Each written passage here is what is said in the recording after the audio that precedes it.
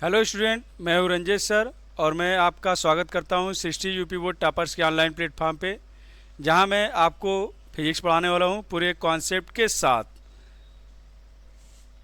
हम लोग वैद्युत आवेश तथा क्षेत्र, ये चैप्टर पहला चैप्टर है जिसे पढ़ रहे हैं, जिसके अंतर्गत गॉस के प्रमेय का अनुप्रयोग भी है। गॉस का प्रमेय है और गॉस के प्रमेय का अनुप्रयोग भी है। तो हम लोग स्टार्टिंग से इस चैप्टर को पढ़ रहे हैं। देखिए, आप लोग के लिए ये टारगेट यूपी बोर्ड, इस बार हम लोग पहली बार ये ऐप स्टार्ट किए हैं। अगर हम लोग के साथ जुड़ेंगे तो लगातार अगर रहेंगे, कंटिन्यूटी बनी रहेगी, तो हम लोग प्रयास करेंगे कि आप लोग का परसेंटेज 90 के पार तक पहुंच जाए। तो चलिए हम लोग वीडियो स्टार्ट करते हैं। हम लोग पिछले क्लास में देखे थे वैद्युत बल संबंधी कूलाम का नियम, जब दोनों आवेशों के बीच निर्वात था और फिर उसके बाद जब दोनों आवेशों के बीच में कोई माध्यम था। तो हमने बताया था कि बल एक सदिश राशि है। तो आज हम लोग इसी की चर्चा करेंगे कि बल सदिश राशि है तो उसे सदिश रूप में कैसे व्यक्त करेंगे, अर्थात कूलाम के नियम को सदिश रूप में कैसे व्यक्त किया जाएगा। कूलाम के नियम को सदिश रूप में कैसे व्यक्त किया जाएगा, उसी की आज हम लोग चर्चा करेंगे। तो कूलाम के नियम का सदिश रूप,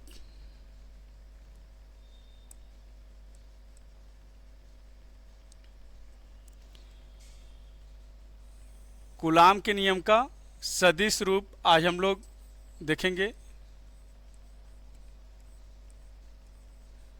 कूलाम के नियम का सदिश रूप।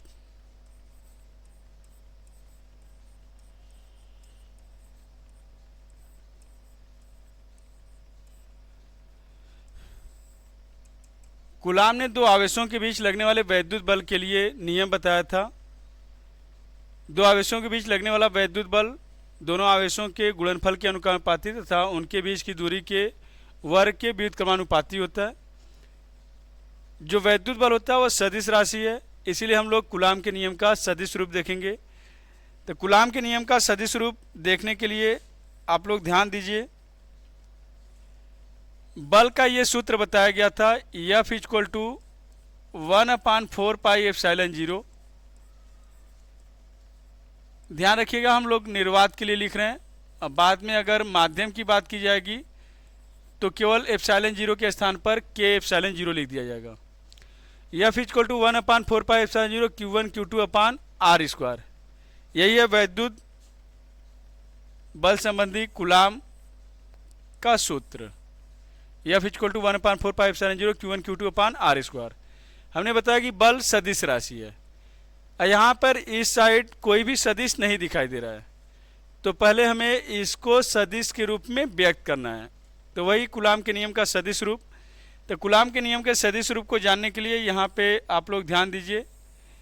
ये है एक्स अक्ष और ये वाई अक्ष, एक एक्स अक्ष और एक वाई अक्ष, और ये है मूल बिंदु।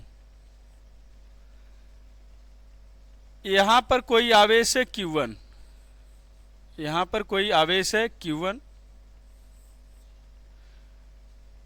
और ये दूसरा आवेश है Q2। पहला आवेश Q1 A बिंदु पर है और दूसरा आवेश Q2 बिंदु B पर है। पहला आवेश Q1 A बिंदु पर है और दूसरा आवेश बिंदु B पर है। इस पहले आवेश की मूल बिंदु के सापेक्ष जो स्थिति है उसे हम R1 से दिखा रहे हैं,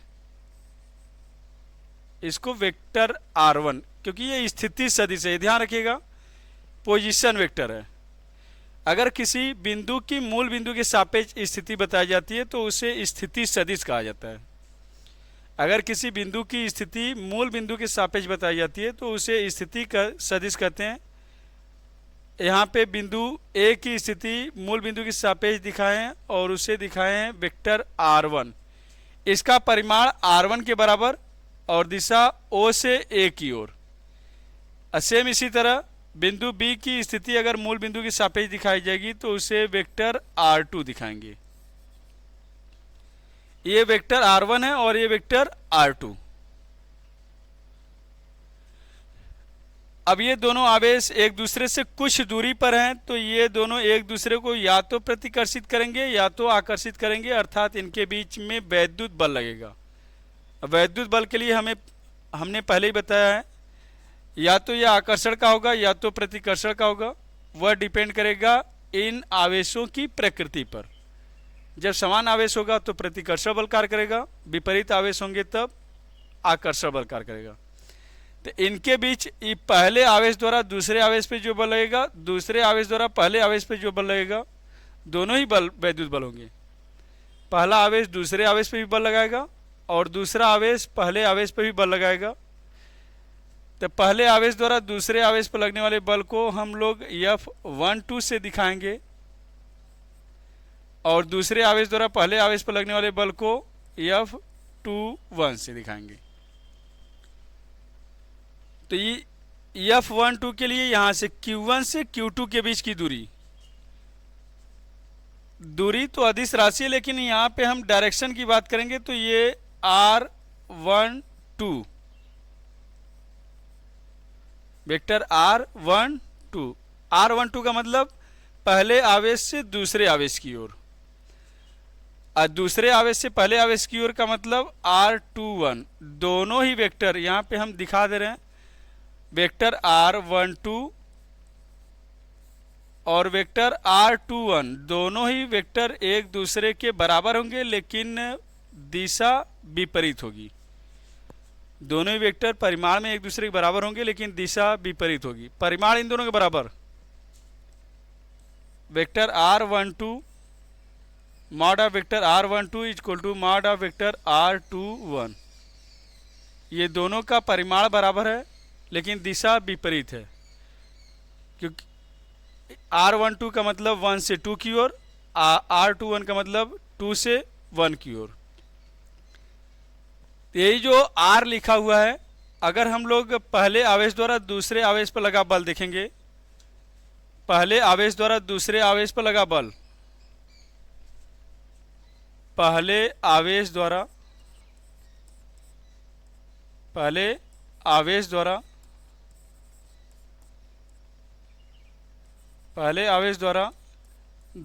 आवेश पर लगा बल, दूसरे आवेश पर लगा बल, दूसरे आवेश पर लगा वैद्युत बल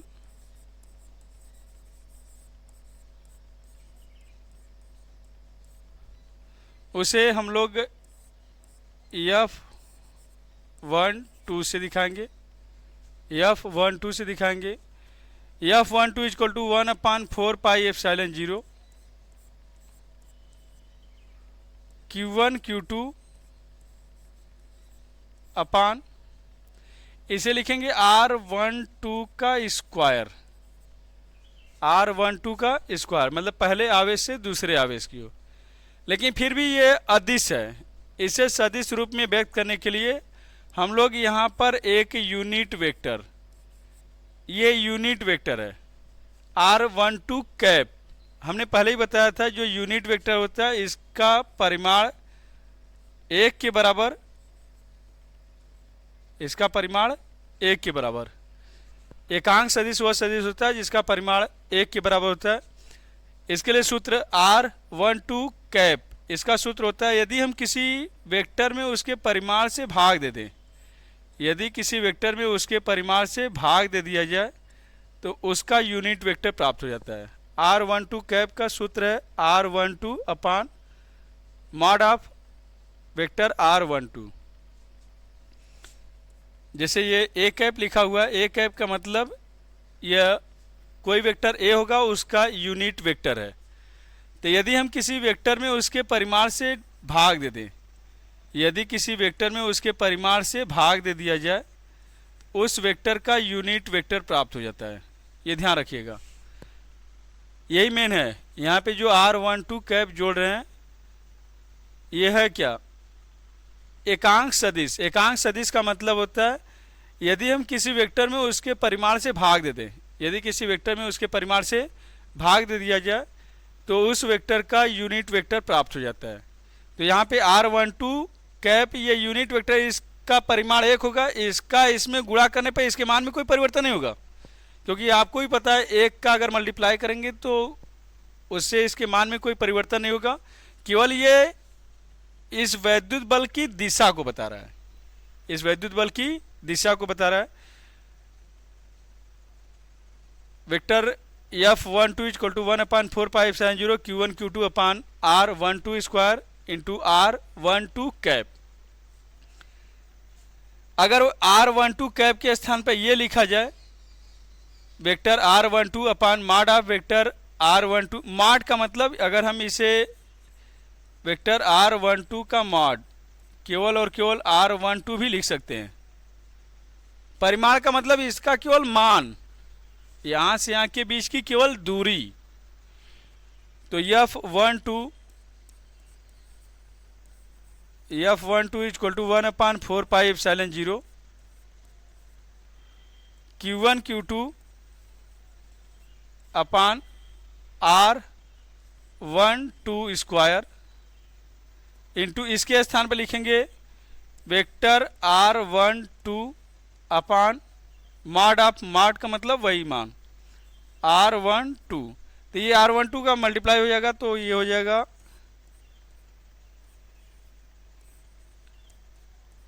vector F12 equal to 1/4πε0 Q1 Q2 upon R12 का क्यूब इंटू वेक्टर R12। तो यहाँ पे आप लोग ये ध्यान रखिएगा कि ये जो नीचे अपान में R क्यूब हुआ है, तो ये R क्यूब इसका मल्टीप्लाई करने के बाद हुआ है।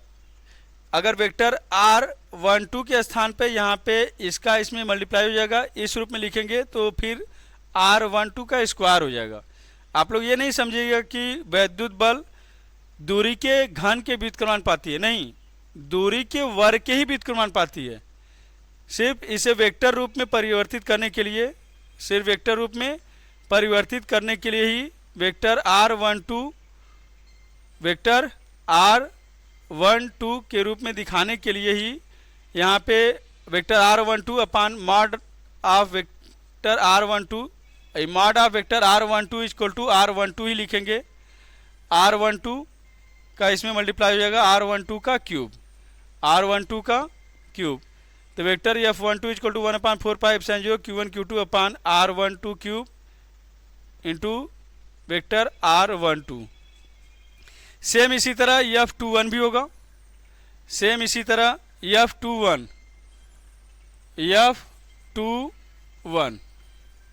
वेक्टर F21 को भी हम लोग लिख सकते हैं 1/4πε0 Q1 Q2 अपान R21 का square into R21 cap. Vector F21 equal to 1/4πε0 Q1 Q2 upon R21 का स्क्वायर इंटू R21 कैप। जैसे यहाँ पे R12 कैप लिखा गया था, उसी तरह वहाँ पे R21 कैप लिखा गया है। ये भी एकांक सदिश है। अगर इसको भी वेक्टर रूप में प्रदर्शित करना होगा तो हम लोग ऐसे लिख सकते हैं F21 vector F21 equal to 1/4πε0 vector F21 equal to 1/4πε0 Q1 Q2 upon R21 square. इसको हम लोग लिख सकते हैं vector R21 upon mod of vector R21। तो मॉड ऑफ वेक्टर R21 के स्थान पे हम लोग लिख सकते हैं, मॉड ऑफ वेक्टर R21 के स्थान पे केवल R21 लिखेंगे, R21 इसका मल्टीप्लाई हो जाएगा। तो F21 vector F21 equal to 1/4πε0 Q1 Q2 upon R21 cube vector R21। यहाँ पे आपको दिखाई दे रहा होगा दोनों जो सूत्र हैं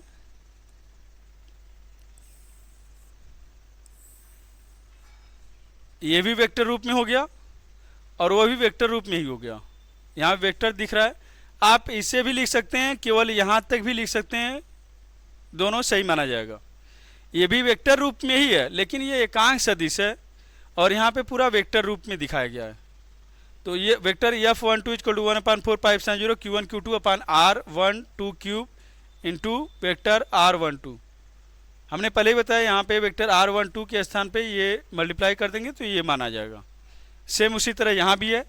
अब ये F12 और F21 दोनों ही परिमाण में बराबर होंगे लेकिन दिशा में विपरीत।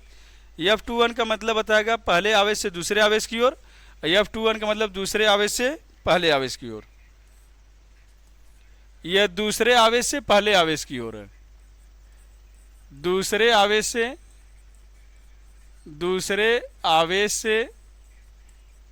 पहले आवेश पर लगा बल, दूसरे आवेश से पहले आवेश पर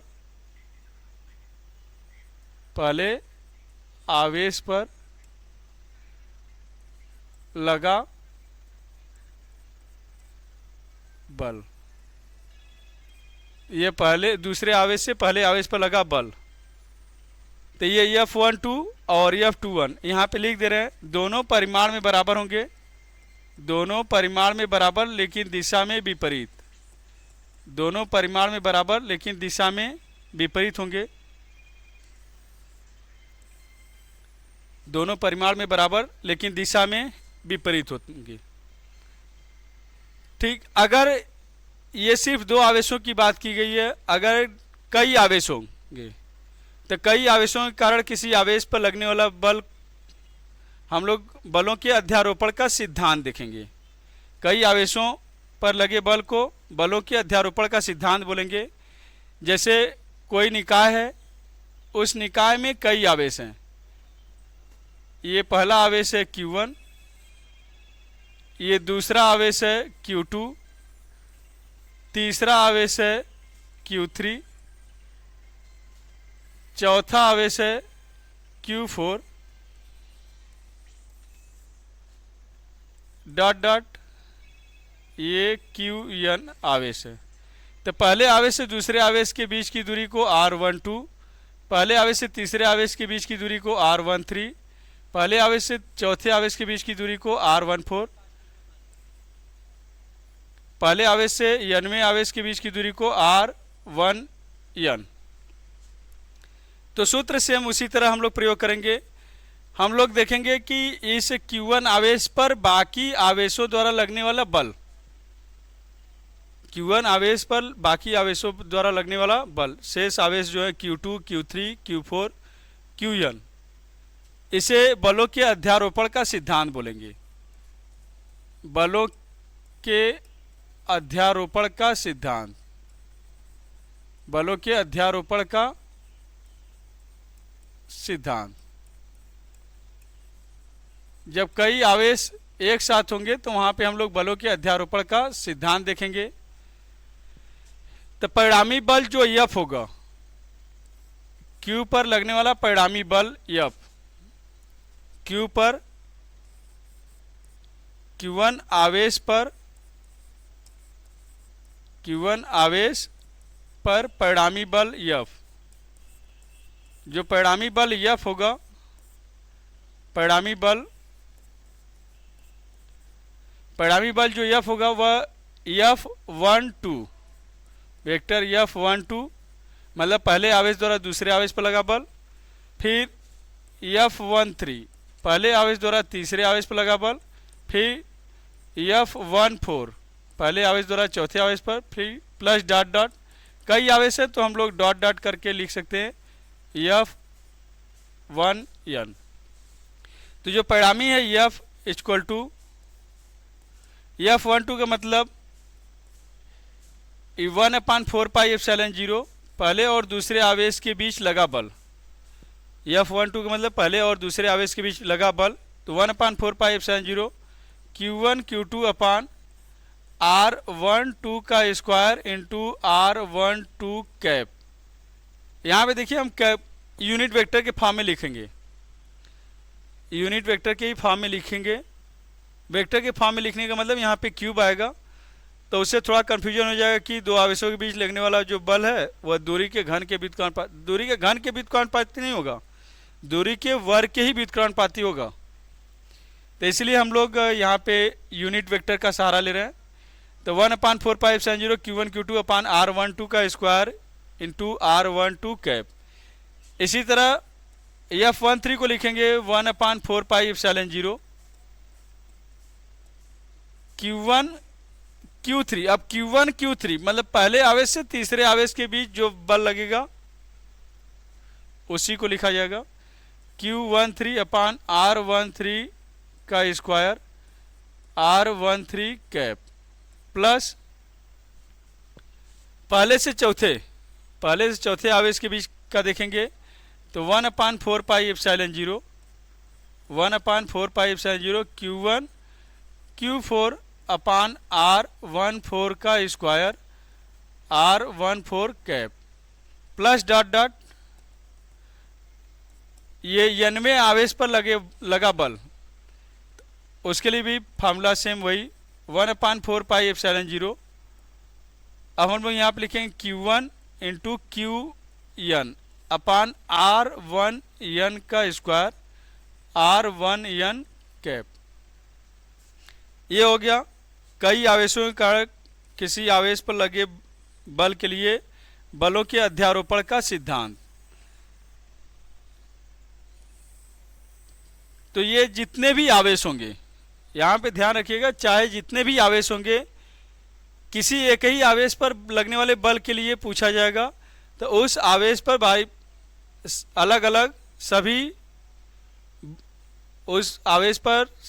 अलग अलग आवेशों द्वारा लगने वाले बल को ही हम लोग निकालकर सबका सदिश योग करेंगे। ये ध्यान रखिएगा यहाँ पे सदिश योग है, बीजगणितीय योग नहीं है, क्योंकि सदिश योग डायरेक्शन पे भी डिपेंड करता है, और जबकि बीजगणितीय योग में कोई डायरेक्शन का मतलब ही नहीं रहता है।